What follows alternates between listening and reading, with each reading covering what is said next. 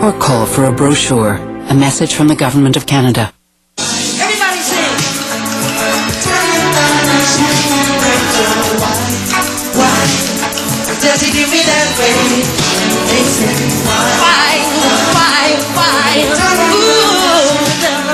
It was September 1984, and across Canada and around the world, it was Michael Mania.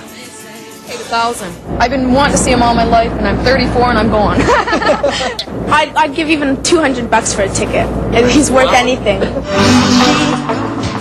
Canadian fans lined up in droves to see the King of Pop at the Montreal Olympic Stadium. It would be the Jacksons' last tour together.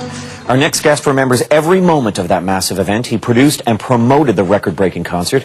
Donald K. Donald has worked with Michael Jackson since he was a child star. He joins us this morning from Montreal with his thoughts on the icon's tragic death and those amazing moments that you got to share with him while he was in Canada. Donald, great to talk to you.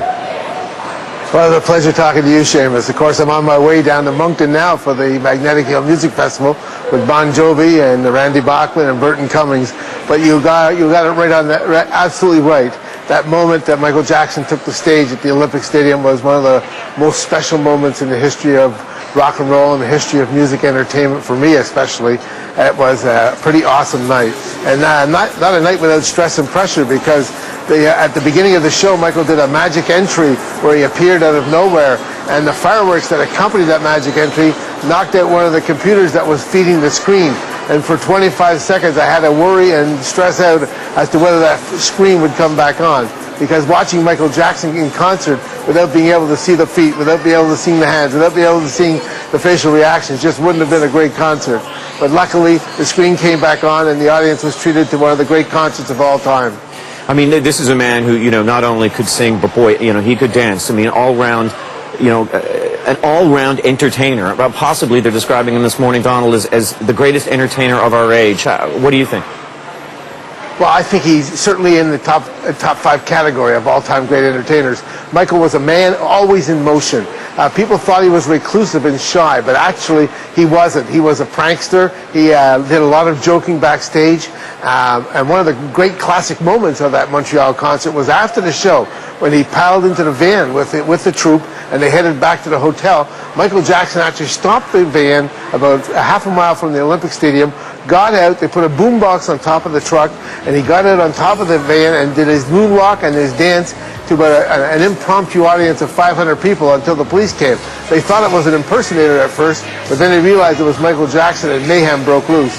He was a prankster, he was a character, he was one of the most creative people that has ever been part of show business. He was a great visionary, and he understood show business, and he had a million ideas of things that he wanted to do and accomplish. And he just tried to put too much into one life, I think. And he understood what it was to be in the public eye. I mean, for a man to decide to put on one bespeckled glove and call all of a sudden create a global sensation. I mean, it takes a certain amount of innovation and risk-taking and insight. Well, he was truly a creative person. He was way ahead, light years ahead of most people in show business. I mean, just witness the fact he was a great businessman, too, when he bought the Beatles catalog and owned and controlled their copyrights for so many years. He was a unique character. Unfortunately, he was always under stress. He was always in a struggle, whether it was a family tugging in one way or all the different handlers pulling another way. He didn't surround himself with the sharpest, with the best of people, and he began to become very untrustworthy. He wasn't untrustworthy, but he didn't trust anybody that was around him, and it made for life much more difficult for him, and he went through normal stresses. I mean, some people might refer to a lot of his activity as being a little bit wacky, and certainly that got in the way of some of his success, but deep down, he was a true entertainer. He was a writer, a composer, an author, and he, most of all, was a great performer. He knew how to communicate with an audience. He knew how to bring a crowd under his arm and under his control, and it was always an adventure. Michael Jackson, rest in peace. Indeed. And I don't want you to miss your flight to Moncton, but very quickly, Don, what do you think his legacy is going to be? I repeat that again, Seamus, please? I don't want you to miss your flight to Moncton, but what do you think his legacy is going to be? Very quickly. his legacy is going to be one of the greats. I mean, just like we think of Elvis Presley and we always remember where we were when Elvis Presley died or when John Kennedy died, but people will remember what they were doing today when Michael Jackson died. It was last night. It was just one of those moments in history that will live forever and ever and ever. And his legacy will be enhanced by how great a performer he was as people review his career and retrospective of all his career.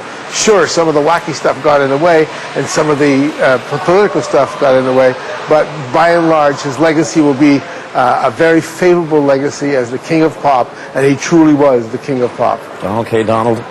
Good luck in Moncton. Say hello to Bon Jovi. We appreciate your time. Thanks for your insight and your memories. All the best. Bye-bye. It was my pleasure. We'll have more on the life of Michael Jackson coming up on Canada AM.